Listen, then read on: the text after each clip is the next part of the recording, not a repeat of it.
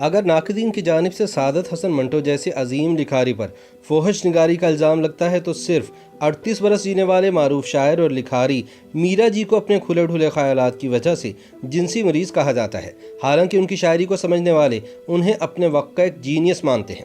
یہ بھی ایک عجیب اتفاق ہے کہ سعادت حسن منٹو اور میرا جی ایک ہی مہینے اور ایک ہی سال یعنی مئی سن 1912 میں پیدا ہوئے اور دونوں کشمیری نسل تھے۔ میرا جی کا اصل نام محمد ثناء اللہ ڈار تھا۔ منشی مہتاب الدین کے ہاں لاہور میں پیدا ہونے والے میرا جی پہلے ساحری تخلص کرتے تھے، لیکن پھر ایک بنگالی لڑکی میرا سین کی یک طرفہ محبت میں گرفتار ہو کر میرا جی تخلص اختیار کر لیا۔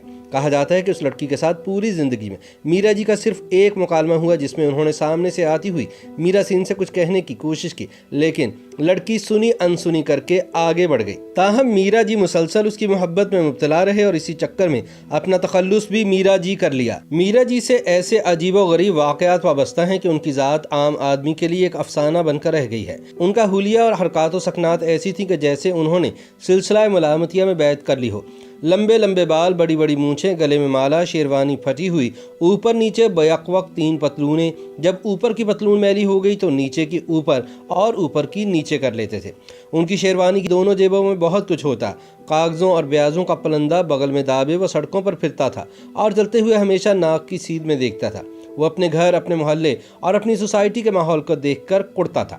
اس نے عہد کر رکھا تھا کہ وہ اپنے لیے شعر کہے گا۔ صرف 38 سال کی عمر میں 3 نومبر سن 1949 کو مختصر زندگی گزار کے چلے جانے والے میرا جی کی مشہور تصانیف میں مشرق و مغرب کے نغمے، نگار خانہ، خیمے کے آس پاس وغیرہ شامل ہیں۔ تاہم افسوس کے ناقدین کی جانب سے میرا جی کے تخلیقی ٹیلنٹ کو نظر انداز کرتے ہوئے ان پر جنسی کجروی، بے راہ روی اور مریضانہ شخصیت ہونے کے الزامات عائد کیے گئے۔ یوں اصل میرا جی کے نقش و نگار کہیں چھپ کر رہ گئے۔ دوسری جانب شہر کے لوگ تو ظالم تھے ہی، خود میرا جی کو بھی مرنے کا کچھ ایسا شوق تھا کہ وہ خود کو اپنے گرد لپیٹے ہوئے خول کے اندر ہی محفوظ سمجھتے تھے۔ وہ کہتے تھے کہ لوگ مجھ سے میرا جی کو نکالنا چاہتے ہیں مگر میں ایسا نہیں ہونے دوں گا، یہ نکل گیا تو میں کیسے لکھوں گا، یہ کمپلیکس ہی میری تحریریں ہیں۔ اگر کسی نقاد نے میرا جی پر جم کے لکھا تو وہ وزیر آغا تھے، لیکن انہوں نے میرا جی کو قدیم یونان کے کردار کی طرح دھرتی پوجا کی چارپائی پر یوں لٹا دیا کہ اگر پاؤں لمبے پڑ گئے تو انہیں قطع کر دیا، اور اگر چارپائی لمبی ہو گئی تو شاعر کو کھینچ کر لمبا کر دیا۔ گویا میٹھا میٹھا ہپ ہپ کڑوا تھو تھو۔ میرا جی پر سب سے بڑا الزام ابہام کا لگا۔ ان کی شاعری کو الجھی ہوئی شخصیت کا مظہر قرار دے کر اس پر پراگندگی کا ٹھپا لگا دیا گیا، لیکن یہ سوچا ہی نہ گیا کہ اصل میں ابہام تو اچھی شاعری کی روح ہوتا ہے۔ سیدھی سادی بات سے بڑا فن تخلیق نہیں کیا جا سکتا۔ غالب کہہ گئے ہیں کہ بنتی نہیں ہے باداؤ ساغر کہے بغیر۔ ویسے بھی بقول مشتاق احمد یوسفی جو شعر بیک وقت 2000 سامعین مشاعرہ کی سمجھ میں آ جائے وہ بڑا شعر نہیں ہو سکتا۔ چاہے خاکہ نگار کچھ بھی کہیں، شواہد بتاتے ہیں کہ میرا جی بے حد سلجھی ہوئی اور منظم شخصیت کے مالک تھے۔ اس کا سب سے بڑا ثبوت یہ ہے کہ وہ 38 برس کی عمر میں ایک نسل کے برابر کام چھوڑ کر گئے۔ جدید اردو نظم میں میرا جی کا اپنا ایک منفرد مقام ہے۔ بقول سعادت حسن منٹو بحیثیت شاعر میرا جی کی حیثیت وہی ہے جو گلے سڑے پتوں کی ہوتی ہے، جسے کھاد کے طور پر استعمال کیا جا سکتا ہے۔ میں سمجھتا ہوں کہ اس کا کام بہت عمدہ کھاد ہے جس کی افادیت ایک نہ ایک دن ضرور ظاہر ہو کر رہے گی۔ نقادوں کا کہنا ہے کہ میرا جی کا نام اردو میں آزاد نظم اور علامتی شاعری کو رائج کرنے اور اسے فروغ دینے والوں میں سر فہرست ہے۔ نون میم راشد کا کہنا تھا کہ میرا جی محض شاعر نہیں بلکہ ایک فینومینا ہے۔ میرا جی نے ہندوستان کی دیگر زبانوں کے ساتھ ساتھ مغربی ادبی رجحانات، جدید نفسیات اور ہندو دیومالا کی روح کو اپنے اندر جذب کر کے اسے ہندوستانی زبان کا جامہ پہنایا۔ قدرت کا کرشمہ دیکھیے کہ اس نے شاعری کا یہ گلاب گوہر کے ڈھیر پر کھلایا۔ میرا جی کی ظاہری شخصیت حد درجہ غلیظ اور قریح تھی۔ میلے کچیلے کپڑے، ہر موسم میں جاڑوں کا لباس، لمبی زلفیں، گندے ناخن، گلے میں گز بھر کی مالا، ہاتھ میں لوہے کے 3 گولے جن پر سگریٹ کی پٹی مڑی ہوتی، دن رات نشے میں دھت کوٹھوں پر جانا اور شائستہ محفلوں میں جوتوں سمیت اکڑوں کرسی پر بیٹھنا، سالن میں زردہ یا کھیر ملا کر کھانا، مشاعرے میں سامعین کی طرف پیٹ کر کے نظم سنانا، دھاڑے مار مار کر رونا، ان حرکات نے میرا جی کی شخصیت کو افسانہ بنا دیا۔ ایسی شخصیت جو ان کی شاعری کے مطالعے میں آڑے آتی ہے اور اکثر ان کے قاری اور ان کی شاعری کے درمیان آڑ بن کر کھڑی ہو جاتی ہے۔ کچھ برس ریڈیو پاکستان لاہور میں نوکری کرنے کے بعد سن 1945 میں میرا جی کی شامت نے انہیں گھیرا اور فلموں میں قسمت آزمانے بمبئی پہنچ گئے۔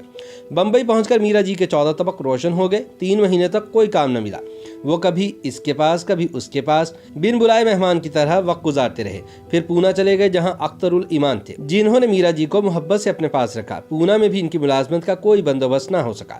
مجبوراً وہ 16 اکتوبر 1947 کو بمبئی واپس آ گئے۔ کچھ دنوں بعد اختر الایمان फिर बम्बई आ गए तो इन्होंने रसाला ख्याल निकाला और इदारत मीरा जी को सौंप दी। इसके लिए वो मीरा जी को 100 रुपये माहवार देते थे। अब तक कसरत शराब नोशी और खाने पीने में बेकायदगी की वजह से इनकी सेहत बहुत ख़राब हो चुकी थी।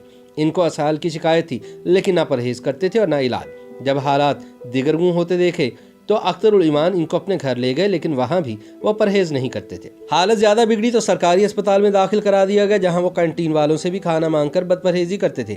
इनकी दिमागी हालत भी ठीक नहीं रही थी। मीरा जी के आखिरी अय्याम इंतहाई अजियतनाक थे। इनके सारे बाल सफ़ेद हो गए थे, हाथों पैरों और पेट पर वम था, इनका खून बनना बंद हो गया था। यूं 3 नवंबर 1949 को इनका इंतकाल हो गया। जनाजे में सिर्फ 5 आदमी शरीक हुए, जिनमें अख्तरुल ईमान, महेंद्र नाथ, मधुसूदन, नजम नकवी और आनंद भूषण शामिल थे। इनकी तदफीन मैरी लाइन कब्रिस्तान में हुई। तमाम तर कोशिशों के बावजूद बम्बई के किसी अखबार ने इनकी मौत पर एक लाइन की खबर भी शाया नहीं की।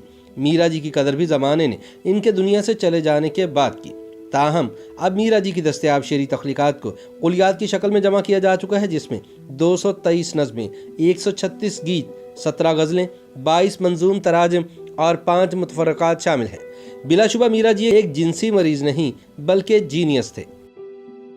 YouTube पर गूगली न्यूज देखने के लिए youtube.com की सर्च बार में गूगली न्यूज टीवी टाइप करें। गूगली न्यूज के पेज पर सुर्ख रंग के सब्सक्रिप्शन वाले बटन पर क्लिक करना ना भूलिए। YouTube पेज पर अपलोड होने वाली वीडियोस से बाखबर रहने के लिए बेल आइकन पर क्लिक कीजिए। आपको हर नई वीडियो के बारे में नोटिफिकेशन मौसूल हो जाएगा।